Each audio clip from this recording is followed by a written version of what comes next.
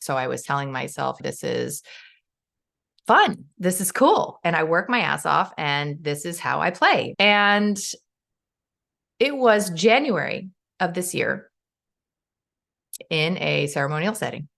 I received a very clear message that it is time for me to engage like full scale sobriety in my life. And the reason that I was shown that this is important was twofold, threefold perhaps. But one was to work with my lineage of individuals, including my father, who have a very specific relationship to alcohol and sobriety and all the things. So really like re-engage that and develop intimacy with that myself. Another was to really amplify and scale my powers of intuition and magnetism so that I could level up essentially and open that channel wider. That was very exciting to me. And the final one was to resolve a vibration of shame that had begun to rest in my body around my relationship, social relationship, if you will, with alcohol.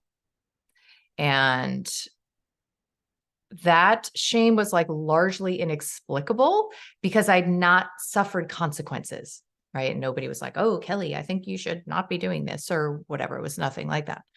And I believe that shame, that incoherence inside of me, there's a very expensive energy vortex, right? When you have this kind of incoherence and it's so personal, right? That incoherence was specifically a reflection of my chosen mission, purpose, like my contribution, if you will, which is to support women's embodiment, to support specifically my whole private practice was devoted to this, to support women in coming home to themselves, to be with themselves, to accept and love themselves on a deep level that is free of carve-outs. And this includes resolving their relationship to psychotropic drugs, to consciousness altering drugs. But here I am in ways altering my consciousness, right? On the regular. So that hypocrisy was whispered to me years prior. Actually, I've mentioned this many times. You've all probably heard me say this about the Adyashanti retreat that I was on, the silent retreat, where he said my favorite question of all time, which is, what is it that you know that you deeply wish you didn't know? Right. And that was one of the things that came to me. I was like, maybe I shouldn't be drinking alcohol. Right. And it took those years for me to be ready. And I want to talk about the readiness today, because I think that is most germane to a conversation about addiction, which, yes, we can talk about alcohol, we can talk about food, we can talk about spending money, we can talk about phone addiction, we can talk about productivity addiction. It's my belief that everyone is addicted, right? That this is not a pathology, of course, and it is simply an invitation to integrate a part of you that you are in rejection of. That's where the shame comes from. And it is the shame that is fueling this highly erotic, that's how I like to think about it, relationship to an outside source of power. So since January, I have not been drinking alcohol, at all. I can't say I've experienced any benefits, or actually like health-wise or anything else. However, emotionally, I have had a major transition in my parenting, in my mothering.